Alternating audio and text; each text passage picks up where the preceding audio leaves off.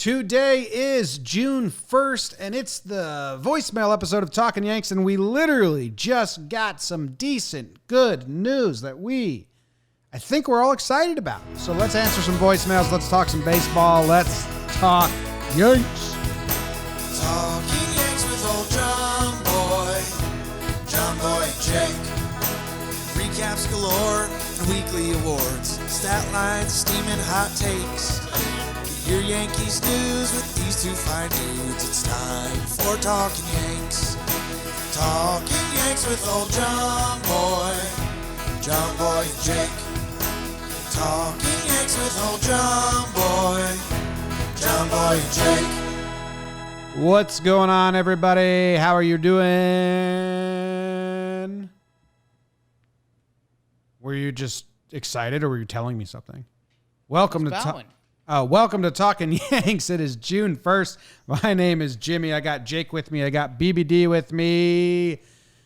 And I was kind of like, tired, drained, long night, but I just got invigorated with the brand new news.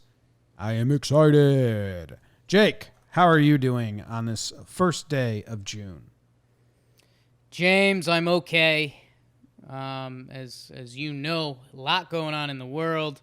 Was nice, literally, as we record this on Monday, our friend, our short king, Jeff Passan, just announced some good baseball news, so we're excited to do that. But yeah, man, world in flames still, so there's that. Oh, yeah. Well, baseball news is good, though, so that's good. But yeah, the world is in flames, and that's terrible, and we talked about that a little bit, and I talked about it in the morning show, and brutal weekend for America in general. Yes. Just terrible. So terrible. I was crying on Saturday night, scrolling Twitter to 2 a.m. Just so many videos that you don't want to ever have happen. And then they're Unreal. all public. Yeah, literally crazy. Yeah, I know you tweeted about the times that dude, the way that I encounter cops, I never realized that if I was to share those stories with a friend of ours who's black or person of color in general, I laugh at them, thinking, yeah. And they're probably like, you fucking asshole. Yeah, you can do that. You can be blackout drunk and a cop is riding around your neighborhood and you run out into the street and flag him down and say, have there been any noise complaints about our house yet? Or are we good? And the cop says, no complaints yet. And I say, all right, awesome, thanks. And then I let him drive, but I had run in front of his car to ask him that question, just blackout drunk. Basically, we're having a party and we're underage. And that's cool. I mean, I've gotten pulled over 3 times and just been let go when I clearly shouldn't have been. So it's crazy when you start really doing that and wow, if I was born with different colored skin, none of that shit would have been cool. Would have been life changing instead of just a funny anecdote. And so I can't really offer much besides just to keep that conversation going and make other people that probably grew up like me. Because I was not aware of this when I was younger, and I'm embarrassed and kind of feel, people are feel guilty, but I've never treated anyone poorly. I treat everyone the same individual basis, but definitely have been privileged to have privilege of being male and white. So it's scary when you start racking your brain with all that shit. Yeah, it's just get in the conversation. If it's uncomfortable, good. That means you need to be having the conversation. And me and Jimmy have a laundry list of old drinking stories that the second half of the story probably changes a good amount if we were black. And that's it shouldn't take what's happened this past weekend to realize something like that. But I don't know. And the other thing is just fear. A lot of people, you've been scared a couple times in your life, or you've been walking down an alleyway or whatever the situation was. And imagine feeling that way just because of your skin color in a lot of situations. So get involved in the conversation. I know, you know, a lot of the big statements that have come from this is like ignoring it means you're part of the problem. I firmly believe that. I believe that's true. And yeah, if you're, you know, one of our younger listeners, I always, a Jakey trick I always do is I look back 5 years ago, 3 years ago, and think was I smarter or dumber? And every time the answer is I was more dumb. Correction. That's 30-year-old Jake correcting me. Mo dumb. But, yeah, so just, you know, if you're having questions or you kind of don't get it, try to. And just try to kind of put those shoes on and think about it, because it's really insane what's going on in our country. It's scary. Super scary. All right, so we are going to pivot to talking Yanks and the voicemails, and there is excitement over news that baseball will be back, and there are going to be voicemails that are ridiculous, and that's kind of just what we do here. But we both, as a company, Jake and I, and the entire company, said it would be fucked up to not mention and anything. You build a platform, and we know that you guys listen for Yankee stuff and baseball, but hey, time and place, and there's never been a more time and place to say that. So whatever. All right, you want to just dive into the passing news that we just got? Yeah, I suppose so. And yeah, keep an eye out. We're probably going to be doing some different charity stuff. We think we found the right charity, because a lot of charities aren't great, but we think we found it. So keep an eye out from that. And yeah, just have the conversation. Think. That's something you'll rarely hear me say. What just happened? We were about to go live at 5 p.m. 5 p.m. That old time. 5 p.m. That's when we were in Scotland. And our uncle / friend / brother Jeff, Uncle What's Jack happening? Curry, brother Jeff Passan. What's happening? He tweeted out, and I mean, I'm going to give him shit. I actually already did on Twitter, because he knows, you know. He tweeted out, "Turn on SportsCenter news coming." And there's one piece of news information we want from that gentleman. So I took the cheese. We all turned on SportsCenter. And there was news, but it's not the final news, that the MLB, the union, or not the union, excuse me, the owners have agreed that they will pay prorated salaries for 50 to 60 games. Which Trevor Plouffe was kind of on Talkin Baseball, and it ties in, you know, if you read through the lines of what everyone's been saying, you know, the owners, the regular season games are probably going to cost them money this year because they can't have fans in attendance, but they will still make money on the playoffs. So part of the owners' now angle is to get as many playoff games as possible. This was in counter to the players' offer that was 112 games or something at full salary. And, I mean, we're doing the full-out negotiating chicken dance, which sucks, Jim, because we haven't even started negotiations. They're over.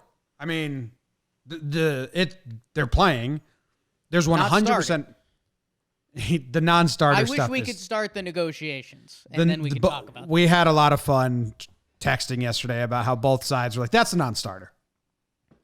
That's a non-starter, but we'll take it from there, and why don't we change? But that's a non-starter. Such crap. Start, but I like it. Non-starter. Anyway, baseball's back 100%. I'll just say it. If they agree to prorate it, I mean, here's what's happening right now. The owners just took a hit. The owners agreed to prorated salaries. Dude, the owners have the players' unity. And the players saying, we're not falling for your sliding revenue scale. We are not doing this. We're not doing that. The fucking cutting the minor league players, and then Sean Doolittle and the Nationals saying, fine, we'll pay for those dudes because we know they're the future of this sport. And then the Nationals being like, okay, fine, we'll pay it. Take back. take back, because we're looking horrible. They're looking bad here, man. Which, by the way, the Yankees just did. Yeah, but we'll get into that because that's not anything near what it looks like it is. There's so much more to that, and it's kind of shitty that it's just being floated out there as a headline. But we'll stay on this. The owners are going to take a hit. This is going to land at 82 games. The players say we want 114 games, and we're not budging on the prorated salaries. And the owners come back and say, fine, we'll prorate the salaries, but we're only playing 50 to 60 games. But huge win that they are honoring the prorated salary. Huge win for the players that they're honoring that agreement. And they'll bump that up to 80, and we'll be exactly where we were a month ago with the original agreement that everyone thought this was going to be. It's the exact difference of like 114 and 60. Just it's an 80. And they already have the date set. So like I'm super high right now. I posted my meter. It's a yes. And this is the owners like just doing one more hedge bet because eventually this is leading to a full-blown loss by the owners and players union standing strong. On Talkin Baseball, I told you there was 3 possible outcomes. 1, we were just locked in for nasty negotiations and we were going to go piece by piece and chip away from that. 3 was that we just weren't going to have a season, that the sides weren't going to make it work. Option 2 was that the owners were fine with doing an 82-game season prorated. They were just negotiating for schlitz and giggles to see if they could get the players to crack. And guess what? I think that's exactly what happened. Players didn't crack, man. They're trying to get an all-star game out of them after the season. Good. I've been pushing for that for years. A home run derby, a couple small revenue creators. It's funny that the players had to leverage being mic'd up and things like that because the owners just saw like there's value in that for the first time ever, which is insane. And, I mean, the players shouldn't have to leverage that because it also grows their brand, but I digress for now. It'll be interesting to see how quickly things move in the coming days. We had Bob Nightingale tweet that baseball would be back. That made everyone terrified that baseball would not be back. But it's going to be interesting how quickly this moves or doesn't move. I'd assume they drag it out for about another week. I feel like the fake date I've put in my head is June 8th because I think they still want players down there or down wherever for June 10th. And we've talked to players that were like, yes, I mean, I'll get on the plane right now. Mm-hmm. So, seemingly good news from baseball. Yeah, it's on. It's great. I mean, if they do a 50-game season, that's a crapshoot. That's wild. Can't. You can't. It's gonna bump up.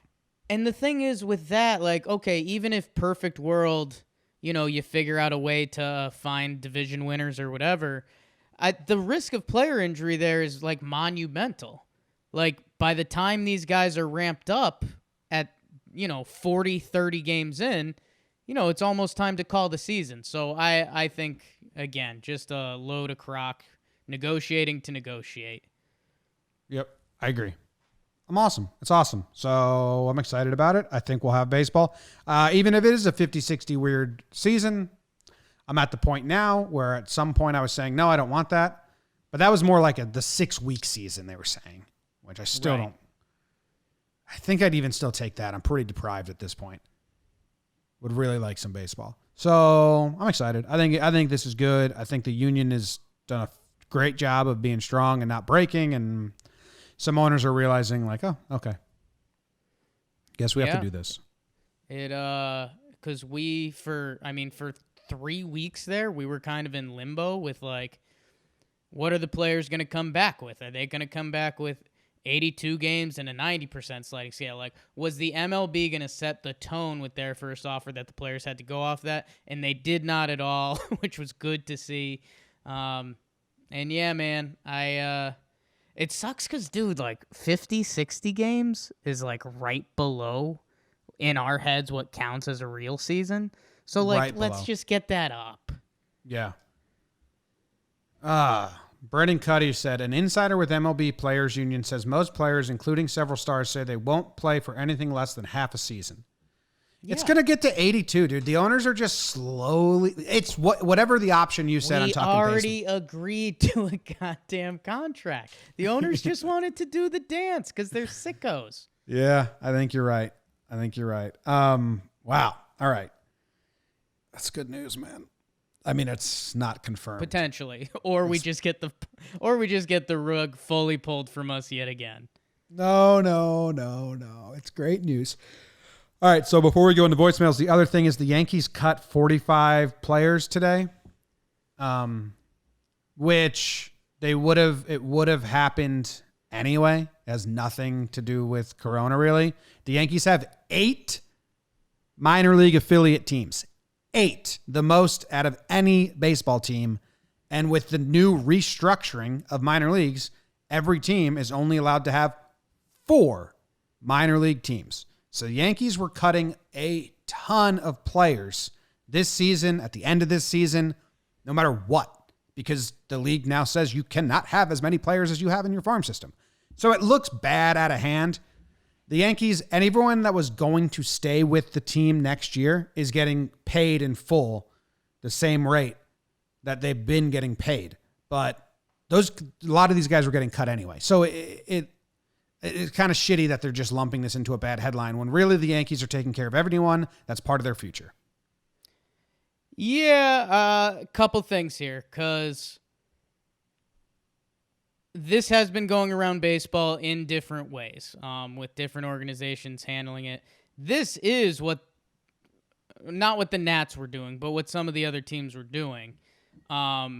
Because, yes, I mean, a lot of these teams didn't have their end of minor league camp. And I think Lindsey Adler had the numbers on it that said, essentially, by the end of training camp, it would have been 20 guys.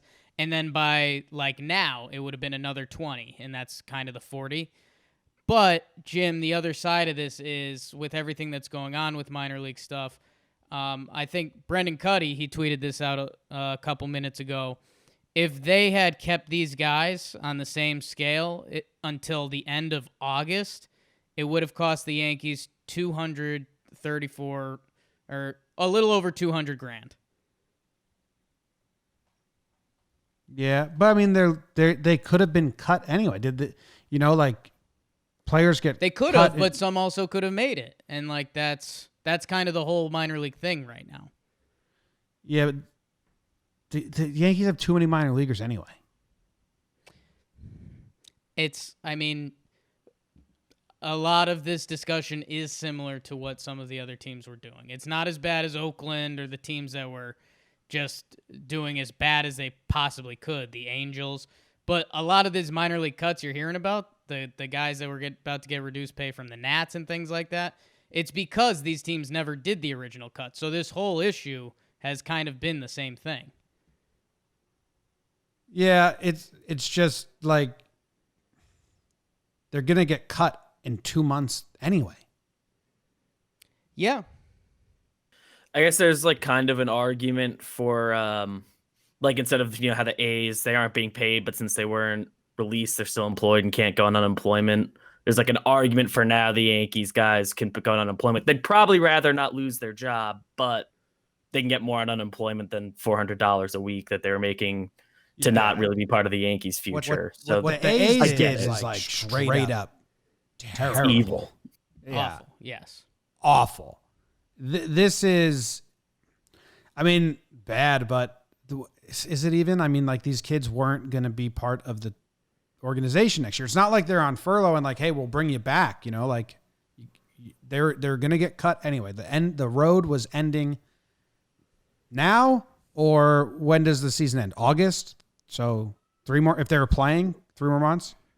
Yes. But I don't know. I think even you've had some tweets going on with the minor league stuff, and it's the same conversation, excluding the A's and the nightmare teams. Yeah, I haven't gotten on anyone else. So even the Nats, it's I don't know how many minor league teams the Nats have, but the Yankees had so many, man. They have so many people that they're making live in terrible situations without any money, chasing a dream they know they'll never achieve. So like, That's the beauty of it.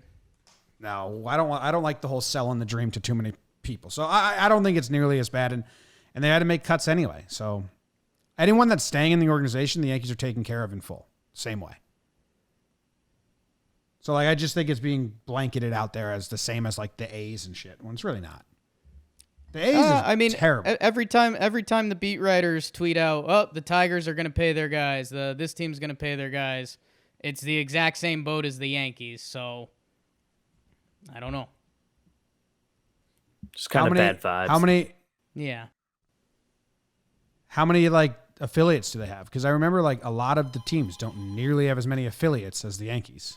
Like the Yankees have so many minor league teams. What is that, old phone? Yeah, that's our phone. Like the front desk. Like a house phone? That's funny. Not sure. Yeah. Well, anyway. So yeah, I don't know how many minor league teams other teams have. You're my What's the dude. question? You're supposed to know that. No, they got a couple, for sure. Yeah. Yankees have all those. There's so many. I'm trying to look at it now. Looks like the Dodgers have a lot too. Teams with money. How about that? All right, let's go to voicemails. Voicemail number 1. Hey guys, what do you guys think is the situation at third for the Yanks? Are we going to stick with Gio? We're going to go back with Andujar? We're going to switch off and see who's got the hot hand? We're going to DH one? How do you think those two are going to play in the Yankees season? Thanks, guys. Yeah, thanks. So, I mean, at spring training, it was Gio's to lose. He was the starting third baseman. Andujar was playing left field. Actually looked surprisingly good out there for spring training left field. Looked surprisingly good. Called off Wade or Glaber for a ball and like the first one coming in, which is so rudimentary. But hey, we were applauding like elementary plays at third by Andujar. But yeah, it's Gio's to lose. And I don't think that's changed with the delay. I think the question is going to turn into... You're muted. I think the question is going to turn into is Miguel Andujar the backup third baseman? Like, if we do this, packed together 82-game season, we're going to see guys taking more rest days. The Yankees did that anyways, especially in a tight season with extra guys on the roster. The question turns into is, Gio Urshela's once or twice off a weekdays. Is Miguel Andujar going to play third? Is Tyler Wade going to play third? Rosell Herrera? We're going to have expanded rosters, so I think Rosell's going to be on the roster. Like, we're going to jump it up to 30, I think. We'd have to crunch the numbers again and see the final number, which is very exciting because that was the last time that we had hopes for baseball. But also the Yankees had so many guys hurt then. Yeah, I think you add Stanton and Judge. Those were the two. Hicks, potentially. Hicks is going to be ready? I thought he still wouldn't be ready till July. Both starts July. So. Yeah, you're right. Well, okay, so that's 3 guys. Was an infielder hurt? I don't know. So it starts turning into like Ford, Wade, Rosell, Herrera, and I think Ford and Wade still have the honors over Rosell, right? Yeah, but they were on the 26 already, so we're just adding. Right, but we also have to add pitchers. Yeah. I wonder how they're going to do that. It'll be interesting to find out like the rules with the 50-man taxi squad and how that has to be. Yeah, and it might not even be hard 30. We don't know that. Like we could be 35. Yeah, and that's I guess. Yeah, because we still haven't heard about transactions, which, we set the alarm off on that in MLB. Not a problem. We just went up the chain and told them, hey, think about trades and stuff and how that's going to work, which there's probably not going to be, which means Rosell Herrera, who normally would be a DFA type, that rule probably won't exist, so he should be around. I think he's there. He's the backup third baseman. Wade, too. It's options. So you don't... That's the part that I just don't. I don't think Andujar's the backup third baseman. I think he's like in a pinch or injury. Yeah, you that's what I'm just looking to see. I don't know if they're going to Gary Sheffield him or if, Gio Urshela, day 3 of the season, it's Andujar at third. I don't know. I think he's done at third, man. Like, they seem to be putting a lot of effort into him in left field, DH, move around. Like, they wouldn't have gone so hard into left field if they thought he could improve at third. They basically took away from his development at third with how much he was an outfielder in spring training. Like, he was doing drills and platooning. He was doing left. He was doing first base. I mean, the idea was that he was going to be utility. So Yeah. are you going to spend the time in spring training doing left field and first base? Are you going to, third base, he's is what he is. And Gio's the starting third baseman. So you're going to send Andujar everywhere else, you know? Yeah. I don't see Andujar being a starting third baseman anymore. Unless there's so many injuries. Yeah. Just remember how bad he was? Yeah. Oh, yeah. For sure bad. All right, guys, how's it going? Name's Liam from Long Island, enemy territory. First time, long time. Anyway, who's the one Yankee you'd bring back from the past just to be like a locker room glue guy? Can't even play, can't coach, just sits in the clubhouse, shooting the shit with the boys, getting them amped up before a game, maybe tossing back a few brews, watching the game. Yeah, who you guys got? I think it's Therm the Worm. He's got the stash going. That's working for him, and obviously, those teams with him won a lot.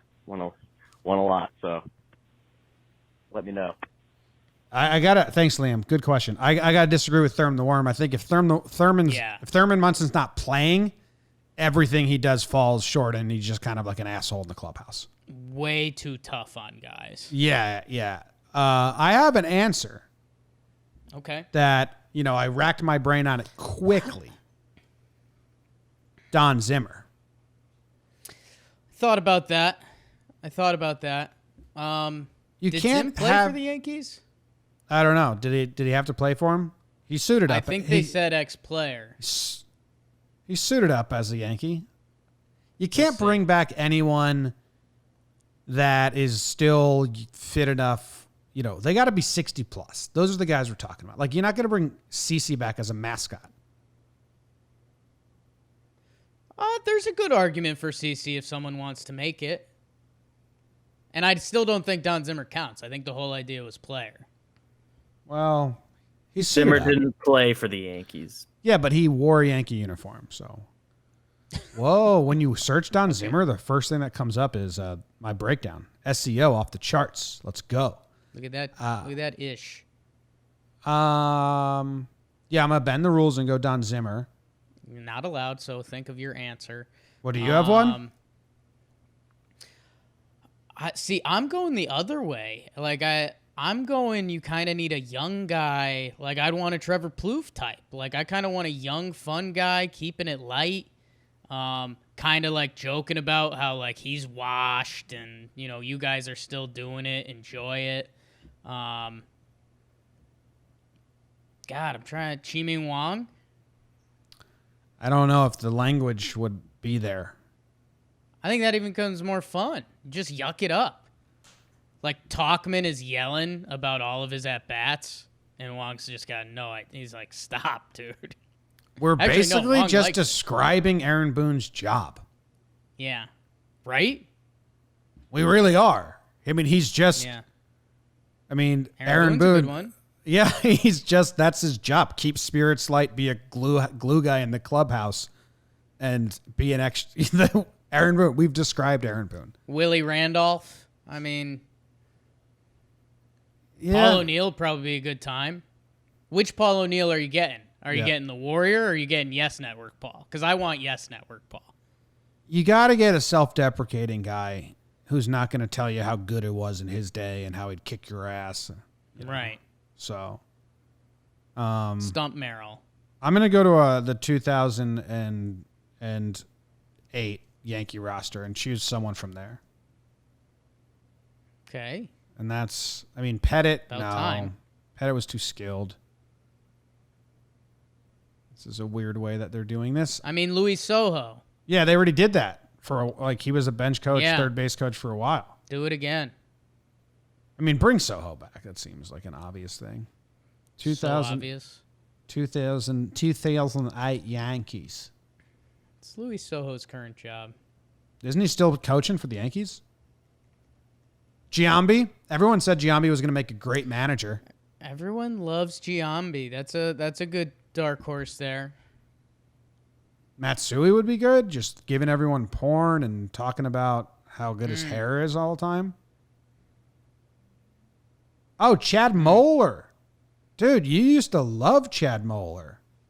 I loved watching him catch. Yeah. Wow. He was good at it. Mm-hmm. Check Jake's Twitter feed. It's just nonstop. I love Chad Moeller back in 2008. C-Mole. I used to always call him C-Mole. See that mole out there? I watched my first episode of Unbreakable with Kimmy Schmidt. How about that? Oh, you like Titus? Sure, obviously. Yeah, he's good. He's funny. Yeah. I said C-Mole. I was thinking about the Mole Sisters or whatever.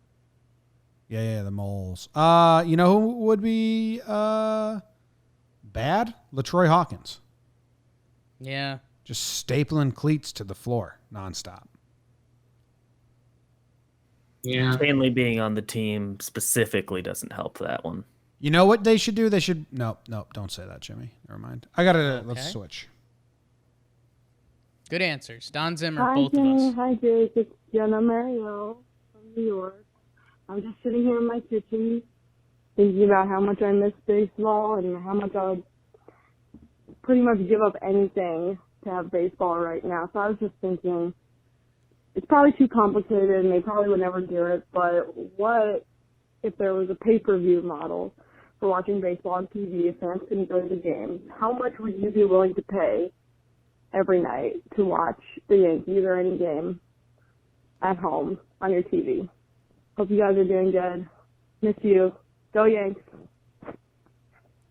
I mean, I did this. Jake, you did this. What's MLB TV called? When you don't live in New York City, you have to do this. So, MLB... Thanks for calling Jenna. Thanks for calling Friend. Jenna. Came to our event. Yes. In Tampa. Uh-huh.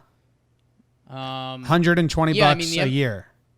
Yeah, MLB packages around there, so do that per game. I mean, dude, it would be... Imagine if they... Is that the future? Wait, it's like, also that's the only reason I have cable is for Yankees. Yeah. If I didn't watch Yankees baseball, I wouldn't have cable anymore. So we all currently do this. Yeah, I think it's kind of I think Jenna's got more of a Black Mirror type world on it, where it's like, say TVs you had to pay for like everything you watched, like everything had a payment. I don't know. I think in my head it's really funny thinking about like, I mean, okay, so exclude us from work stuff, but it would be, Red Sox game, $25, Royals game, 15 cents. Yeah. It'd be tough. I have it as $10 a game. I'll do it. 10 a game for 80 games. Yeah. I mean, I did we have a pretty 162. skewed view on it. I did 162 games. That's what my math was at. So I'd do 20 if it was only 80 games. Okay. So you're going to prorate it? Prorated. I'd pay for baseball. I do. I currently do. I pay for MLB TV and cable just It'd be for hilarious baseball. if they showed the baseball team that was in that region on the TV so people could watch it and become fans of the teams. It would be wild. Oh, marketing 101. I think they fixed that this year. I think there's going to be no regional blackouts on MLB TV. They should. I don't think they haven't said anything officially, but if they don't try this now, then what are you doing? I thought that, like, before the whole corona and all that, I thought that in 2020 they took away blackouts. Yeah. Reading. When the contracts expire, the teams will have the right to negotiate different deals that could permit them. I can't find it in time, but I remember reading that. I don't know if it's true or not. I don't think so. I think everyone's always dreamed for that. And if they don't do it now with this fake season we've already planned, when are you? Mm-hmm. The blackout policy is so stupid, especially since in like Indiana, you can't watch like 10 different teams. Yeah. Black you out of all of them. So crazy. All right. Hey guys, last week there was a guy that called in regarding David Ortiz's Hall of Fame candidacy and eligibility and that sort of thing. And I just wanted to make the quick comparison to Jim Thome, who was recently elected. David and Jim Thome both have similar slash lines, similar stat lines, and that sort of thing. And, I think if Jim Thome can get in, as a guy who primarily was just a good hitter and not really a defensive force, then I don't think David Ortiz, especially with his postseason record and that sort of thing, I don't think he should have any trouble getting in. So thanks for taking the call. Go Yanks. Shout out, producer BBD. Wow, shout out. He threw me for a loop, though, when he said, I don't think he should have any chance, and then he changed it to any trouble. I was like, which side's he on? All right. Jim Thome, David Ortiz. Let me see. Thome played 143 more games, like 200 more plate appearances. Very, very similar at bats, even. Home runs start with a 6 for Thome, which is kind of a big thing. Yeah. The slash line, for me, slash line's more impressive when you accumulate everything. Well, actually, because then it's like, it's. I'm just looking at the comparison. They're very similar, but Thome does have. It's 70 more home runs. Ortiz has so many more doubles with the monster. They're both Hall of Famers. It's last episode it was kind of a Big Papi first ballot debate. Was Thome first ballot? I don't think so, right? I don't think so. Retired in 2012, so no. So yeah, I don't think Big Papi's first ballot, but yeah, he's a Hall of Famer, and you know what? If you want to make a different argument for Big Papi, he does have rings, which, supposedly don't matter at all anymore. But David Ortiz has 3 rings. Jim Thome has 0. Mm-hmm.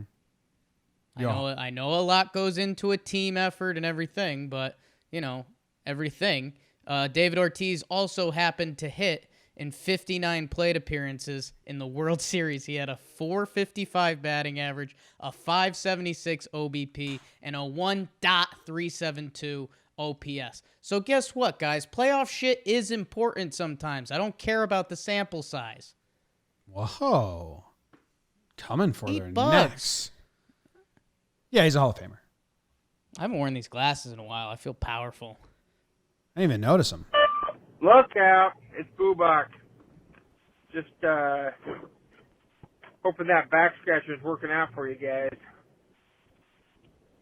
Thing here today, it's kind of I'm sure it's been going on for a while, but why the fuck isn't Mattingly a Hall of Famer? He's a 6-time All-Star, 9-time Gold Glover. He was at the top of the list for 6 years with extra base hits and RBIs. I don't know. He should be a Hall of Famer. My 2 cents. So, Good luck out. Peace. So there's 2 different ways that people look at the Hall of Fame, kinda, and one is the final numbers. Like Jake said, Thome has 600 home runs, and Ortiz only had 500 something, and the compiling stats and the counting stats are one way to look at it. And I said I don't like those because I'd rather a guy just be a decade straight, dominate, because you can put up some big numbers and never be like a threat for 5 straight years. So there's 2 ways to look at it. Mattingly only played in 11 full seasons. So he doesn't have high numbers, he has 2,100 hits. He didn't have a lot of home runs. He has 200 home runs. The counting stats aren't going to get him there. And that kind of leaves him out of the Hall right away. be the Hall of Fame, you need like a 15 to 20 year career where 10 of the years are just dominant and the rest of the years help you get the counting stats. That's kind of the formula to get in. I don't know if I agree with it or not, because for a decade, Don Mattingly was really, really, really good. But he just got injuries. So, like, did he have Hall of Fame numbers in his 10 dominant years? Yeah. Is that what gets you into the Hall of Fame? Not really, which I kind of disagree with. I don't know.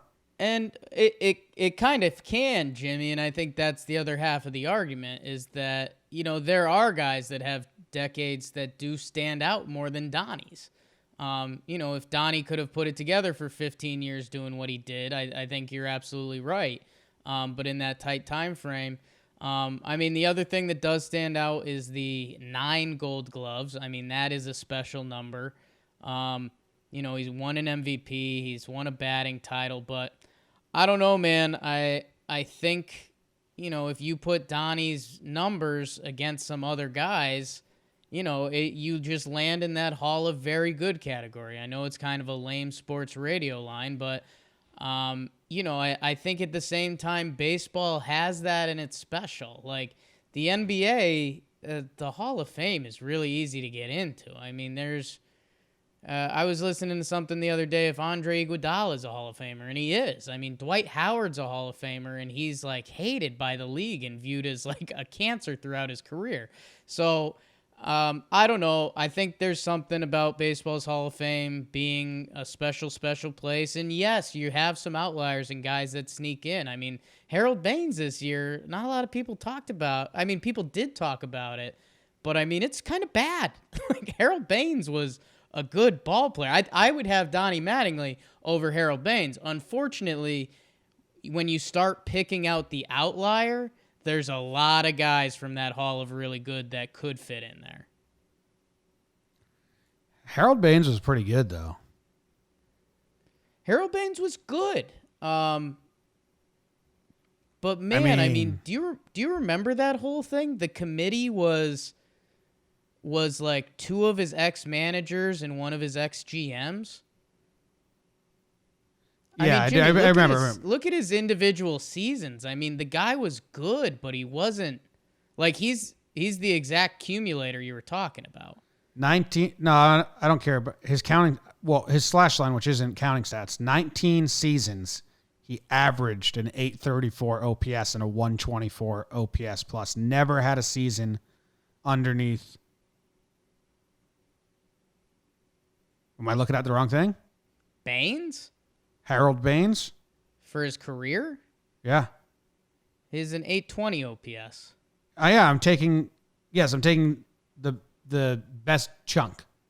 Like the last 2 years when he played 92 and 32 games at 41 and 42. I don't think those really count towards his Hall of Fame numbers.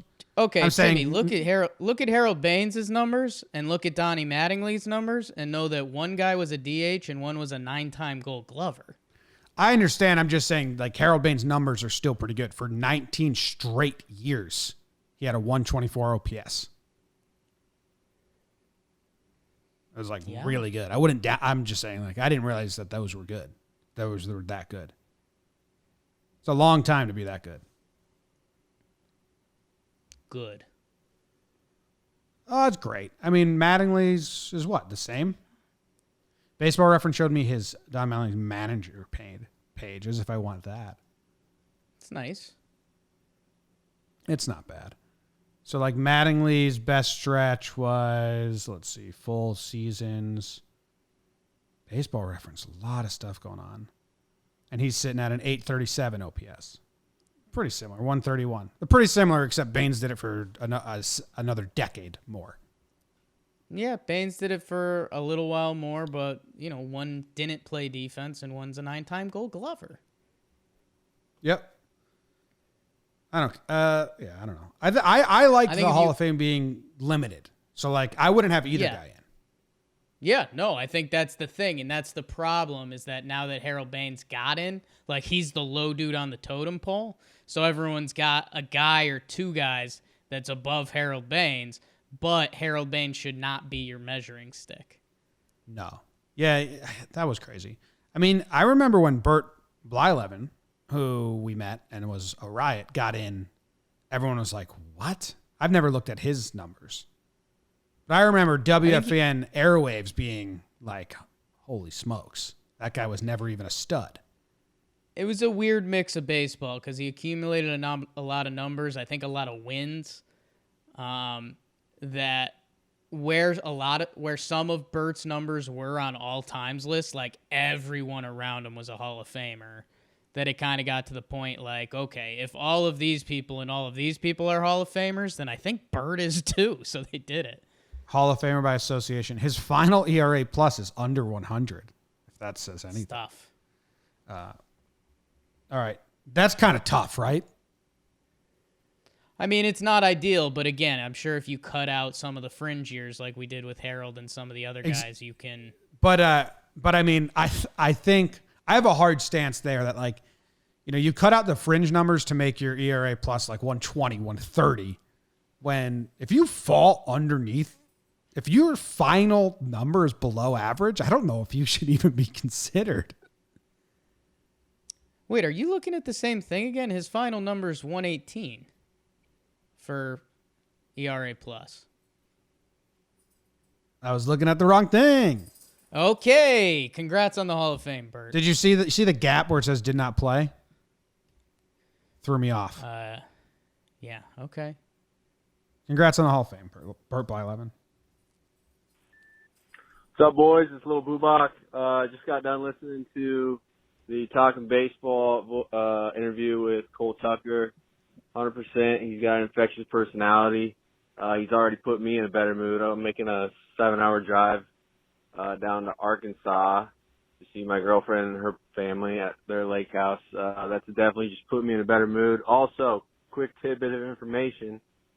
Cole Tucker announced that 311 was his favorite band. Quick shout out, 311. They're from Nebraska, baby. Keep it real. Keep doing you. Peace. Wow. All right. Lil Boobach, thank you. The Cole Tucker episode is fantastic. He was on Talkin Baseball, and he's just a delight. 311 from Nebraska. How many other bands do you think there are from Nebraska? Oh, so many. Back-to-back Booback brothers. A, whoa. B, and yeah, we. I feel like we don't push the Talkin Baseball too hard on here. We do reference it a decent amount. But Cole Tucker, man, if you just want to hear a delightful young person talk, go listen to it. That was the first Talkin Baseball I told my girlfriend Jess to go listen to. I was like, you would enjoy it. He's just Did she a nice like guy. She didn't listen. The Bugs are from Nebraska. I bet. So we should start playing the Bugs, I think. Yeah, That's such a good... I already saw it in your eyes. I lost you for a little bit. Let me know when you're back. That's such a good band name. Like, you know, the Beatles. Nah, we're just the Bugs. Beatles has like the beat. Oh, look at this. The number one song that comes up is called Fuck Off, Love Songs.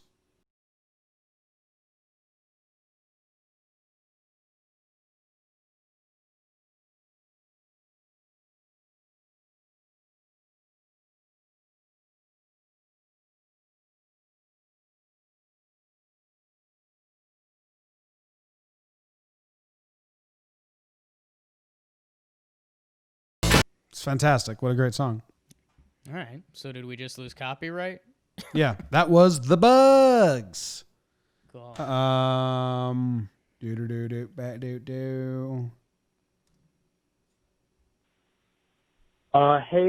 Jimmy and Jake. Andy from Minnesota calling in. Hope everybody over there is doing well.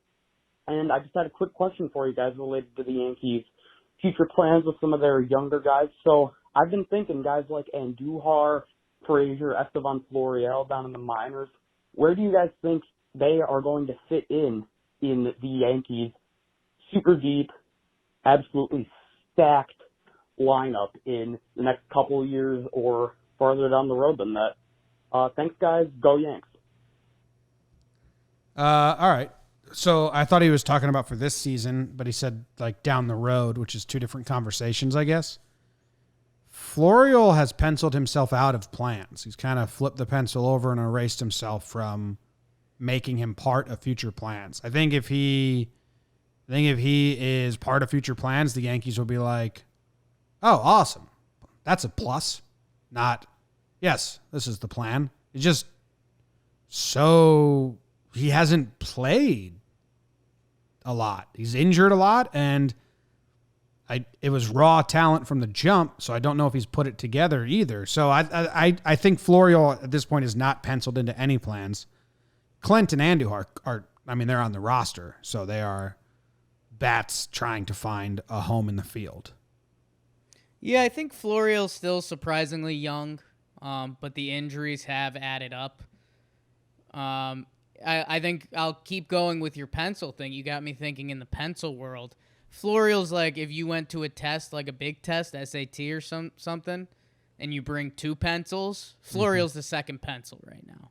Like he's not in your plan, but like you might need him, and that pencil could do great for you. You're describing Andujar and Clint. Their second pencil? Their second pencils. I think they're pencil 1s right now. I've got a whole pencil chart. I'll show you later in the show. Well, I mean, how could they be pencil 1s? They're not Jim, starters. I got to keep the pencil going. So people need to see the pencil chart at the end. Yeah, it's Florial when Dude, Brian Florial Cashman hasn't played in Double-A yet. Sorry to cut you off. He hasn't played in Double-A. Right. How old is he? 21? This is his 22-year-old season in 2020, which he's not getting a full run of games. Not his fault. But, yeah, I can't really talk about Florial. I mean, he hasn't cracked Double-A yet, and he doesn't have good numbers in A. So he, as far as my plans, he's completely off those. Yeah, I mean he's toolsy. He's always been a toolsy prospect that needs to get his time in, and he hasn't done that. So, I think there was a time when if you looked at Brian Cashman's 5-year chart, Estevan Florial was the center fielder. I mean, they locked up Pixie, and I think in 2-3 years, if Florial figures it out, and then Hicks needs to slide over, I think that's kind of the plan. If that doesn't happen, that doesn't happen. Like, the Yankees don't have too many eggs in the Florial basket right now. No. So let's move on to your backup pencils instead. What do you got? No, my backup pencil is Florial. Jim, you take different tests in your life. Yeah. So this test is like the Clint Frazier Florial test. We've already taken, the Hicks, Judge, Gary test. We took those. So it's like a backup test. It's like other tests with the test. Okay. And I think, I think Andujar hangs around the Yankees. He is a crazy talented hitter. Go check out Andujar's stats. Again, if I let myself dream about baseball again, which you've now done, Jim. You've now done. Oh, it's You're back. saying we're playing baseball. Man, if Miguel Andujar played with the juice balls last year, like I might have to get our friend Meredith Wills on it and be like, hey, can you make Andujar's rookie season into a juice ball season and tell me what those stats would look like? Because, it would have been nuts. I think he's special. It would have been, Clint, a lot of line drives. Also special. It's so funny that Clint right now is a bad defender in the outfield, and he's got a talented bat, but he still has to prove a lot more at the big league level. Where Andujar, hasn't done anything at outfield, hasn't done anything at first base, bad at third base, but we've already labeled him like he's kind of utility, right? And it's like he could still be tragic out there. So, well, but I in think the all the spring stuff, training samples, they were the same. Right. And that's exactly my point, that we still view them through different kaleidoscopes. So, Clint, it's just tough to, some of the stuff that's happened between him, some players, the front office. There is very much a world where it clicks, and, Clint Frazier is a talented player that can play a little corner outfield for you. There's a world where he needs to go to a new organization pretty quickly. and figure it out. So if I had to bet, I'm putting more money on Andujar than Clint, but a little cheddar on both. I'd agree with that. I'd put way more money on Andujar than Clint. BBD? Money? If nothing else, it just feels like the Yankees love Andujar, and they don't seem to love Clint. Just the vibe around the organization that's not inside Well, we knowledge. can say with full authority the Yankees do not love Clint. No. They've gotten frustrated on more than a few occasions. Yeah. No secret. Yeah. No secret there. Okay, so No ceilings. Florial's been erased. For my pencil game, Florial's been erased. Maybe no fans is great for Clint. Just do baseball. What if there's just one fan, like a vendor? Just catch fly balls. Would be good. I have so all my pencils are my starters, and then my backup pencil is Andujar. Okay. Florial isn't a pencil. But we're talking future pencils, right? No, I'm just talking like, we got good, solid pencils. Well, okay. There's pencils. Those are the starters. They're penciled in, right? They're penciled in the starters. Florial's erased himself. Andujar's backup pencil. And Clint Frazier's like the pencil on the desk that the teacher will lend you, but you have to return it, and it's broken, and it doesn't even come up past like your hand, so it's kind of like poking you there, and it's very annoying to write with, like shorter than a golf pencil. Andujar's a pencil, Florial's a golf pencil, Clint Frazier's an orange gel pen. Ugh. And you're just like, I can't use this on the test. The teacher said it's pencil only. Gel pens. Gotta be a nut job. The gel pen ink used to stay on my skin for a good week, a full week. Well, that's a you thing. Disgusting. But I was into it. Hey, Jimmy, Jake, BBD. Hey, I was wondering, with this new proposal and it being, the NL East, we're going to see a lot of those teams. Who are you guys most looking forward to seeing the Yankees match up with? Me, personally, probably got to be the Braves. Maybe, relive some of that 90s stuff. That'd be good. There's a lot of good options. I'm wondering what you guys think. BBD, you weigh in. This is Nate from Massachusetts, not from Boston. Thanks, guys. Bye-bye. Not from Boston. Let me start by saying, callers, you get no vote on if BBD gets to answer. Yeah. It's if we're feeling lovely enough to pass the baton, and we always are, David. So, David, you have to go first. 3, 2, 1, go. I like the Braves answer. If you're asking me, it's Phillies, just because they have all the former Yankees that they basically just picked every former Yankee that everyone loved, and I have Philly connections. So I'm excited to play the Phillies more often, assuming they go with the regional schedule. I'm glad that you made BBD go first, because I think he swayed me, because I was going to say Braves just because they're fun, but I was like, still kind of really good. The Phillies, I'm not high on the Phillies pitching. So you get the fun factor of Joe G, Betances, Lil Baby Toe, Didi Gregorius, David Robertson, but you don't get as much of a threat factor, at least on paper, as the Braves. You also got Disco Neal over there.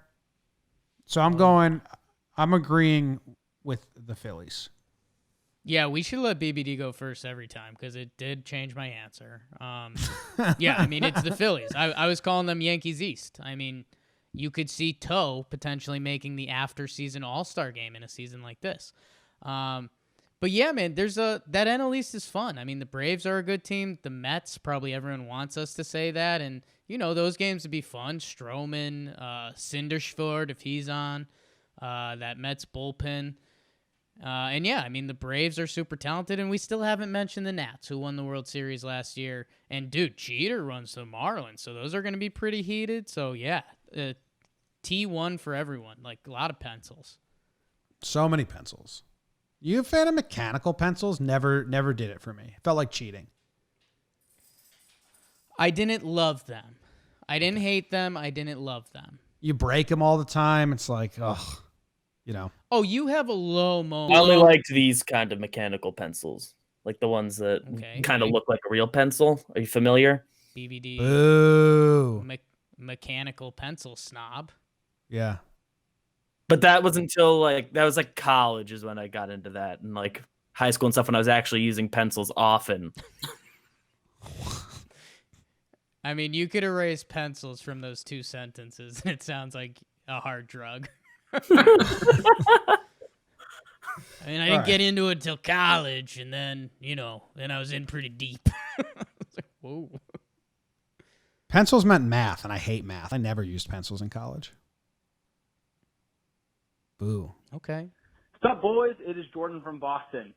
Kind of depressing about all the news about trying to come back to baseball, fighting with the owners and the players. So let's get off the topic. Gonna watch a weekend full of Derek Jeter games. I'm actually excited for it, but 3 questions for you. Number 1, Jimmy, do you feel weird when people you actually know call you JOMBOY and not Jimmy? 2, Jake, who's the most famous person that has said Jake sucks?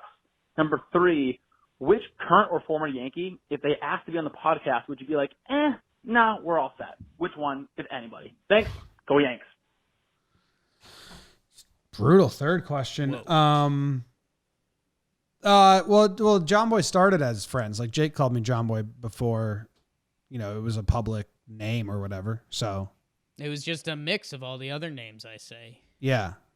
So no, it's not weird to answer your question. He probably asked that because Curry was dropping JOMBOY a lot. Yeah, Curry was going a little heavy on the JOMBOY. I know you would have liked a couple Jimmys in there. It's all good. It's all good. It's all good. JOMBOY. That's how my dad says it. Jake, who's the most famous person you think has said Jake sucks? I don't know. Like I'm trying to think back to winter meetings. Like we might have had a chance for a couple there. Yarborough was kind of tuned into me, which was the coolest I've ever felt in my life, but I don't think he dropped one. Passon's probably dropped it. I mean, Passon would love to. Passon would tune it up. When he's off his like ESPN Yahoo leash, like he'd be a Jake fucking sucks guy. And you're like, all right, Jeff. I think Logan Paul's probably said it. Come on. He's got a brother named Jake, and someone's like, oh, what's Jake doing? I don't know. Jake sucks. You counting that? I can't let him go down as the most famous Jake. Like, I'm not saying it has to be me, but before I leave this planet, someone's got to take out Jake Paul. I think he's easily the most famous Jake right now, right? I know, Jeb. Okay. Jake Paul. It's a bad name.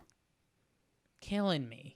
Like if we just came across that name on an old baseball reference, Jake Paul, we'd be like, that doesn't flow at all. I'd like it if you said it like way too quickly. Jake Paul. J Paul. Next question. No, wait, what was the third question? No idea. Is there a guest you would pass on with the Yankees? Yeah. Chad Curtis. Chad Curtis, bad guy. Yeah, I wouldn't have him on. We've always been nervous around John Flaherty because we don't love his broadcast sometimes. If anyone wants to like mend it or start it, I'm interested, but we're honest guys. Chad I think we Curtis, would like talking to him is the issue. Like the conversation would be fine, but we said kind of mean stuff. Yeah, anyone that I've been Chuck Knobloch, did he turn out to be a bad guy or he just get drunk one time? He had that like got beat up story or whatever. I think we'd do good with Chuck. Okay. I think we'd have to like edit the Chuck episode pretty hard. Yeah. Chad Curtis, final answer. The current Yankee answer is probably Clint, just because I commend that said bridge. he probably doesn't like that. You don't like him, even if we don't hate him. That we don't hate him. I could mend that bridge in one TikTok video, BBD. If we had Clint on, he would look like the good guy and I'd look like the bad guy. And that's fine. And I understand that. Right. That's fine. Because he'd just be like, lean in. he'd be like, I just blah, blah, blah, all that stuff. Painted a good picture there. What's up, guys? Caden from Plattsburgh, New York here. So being a longtime fan of yours, Jimmy, I know how big of a fan you are of one Chris Carter, the greatest first baseman of all time. That being said, I was wondering, who are some of your other favorite bad Yankees of all time? This could really tell a lot about a person. Are you like a Sidney Ponson kind of guy, or a Kei Igawa, or like a David Adams kind of guy, maybe Kendrys Morales, For me, Lyle Overbay. Dude batted cleanup like all the time in 13, and I love it. So there's my question. Thanks, guys. Go Yanks.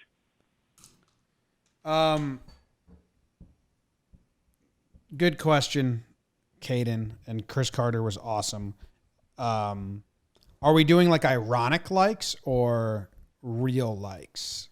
I think that's what it sounds like. Because, guys like Lyle Overbay and Sidney Ponson had nice I like MLB Sidney careers. Ponson. Yeah. The Prince, right? I think I have a good answer that I'm happy about, and it's Vernon Wells, man. Because if you only knew Vernon Wells from his time on the Yankees, you're kind of like, oh, this guy's not good, huh? Except that first month. But man, he tormented the Yankees for a while in Toronto. He was a really good ball player, and I had some existential Vernon Wells thought as a growing boy, because I was like, okay, would I fall in love with any center fielder on my favorite team? Like, if I grew up in Toronto, would I idolize Vernon Wells like I do Bernie Williams? So I've always had a lot of respect for Vernon Wells. Vernon Wells' first month of that season was really good, too. Really good. 6 home runs, 911 OPS. Boom. 13 RBIs. It was a good first month for Vernon. I have 2, and these aren't ironic. Chris Stewart, when I hear Yankees fans giving Chris Stewart shit, I'm like, are you serious? Dude was brought in to be like the backup to the backup, and everyone got hurt, and now he has to start 100 games when he was never, ever asked to be an offensive juggernaut. And people just give him shit all the time. It's like the expectations were 0. So right. He did There his was job. No bar. The bar was literally 0. Catch the ball. Catch the ball and be good as a catcher. And his numbers are putrid as a hitter, but that's not what he was supposed to be doing. So I always had a sympathetic likeness for him. And then AJ Burnett, man, if you give me shit about AJ Burnett, I'll just be like, we don't win the World Series without him. Game 2, Philadelphia. We let so many people win our hearts over with postseason performances, but for some reason, people like to forget or downplay how much Burnett meant to that 2009 team. And I don't care that it went south after that. Okay. I like that. Stand on your hill. Yeah. BBD, I feel like you like bad players. What do you got? Well, first I was looking at Chris Stewart's page. Played in 2018, so that is always surprising. Mm-hmm. Burnett's a good answer. Vernon Wells, I have a Vernon Wells story. When he was on the Angels, I had Legend Suite tickets, and he talked to me and my dad for a good minute there, and I was 12, Nice. so that's the coolest thing you can do. Yeah, Kei Igawa, I have a lot of inside jokes with my dad about him, so Fuck that kind of my guy. answer. Also, He's the I feel worst, bad for but I have a him. lot of inside jokes. Yeah. So bad. Feel bad for Kay, but oh my God. I can't believe the Yankees gave that dude so much money. I'm happy for him. Get that bag, Key. That people talk about the most wasted money or worst signing. Kiyagawa is way up there. 16 total major league games. Yeah. How many starts did he have? 13? 13. And the story is in the very first bullpen, they had the catcher catch him to be like, what's he got? And he was like, nothing. You signed this guy? And they're like, oh, shit.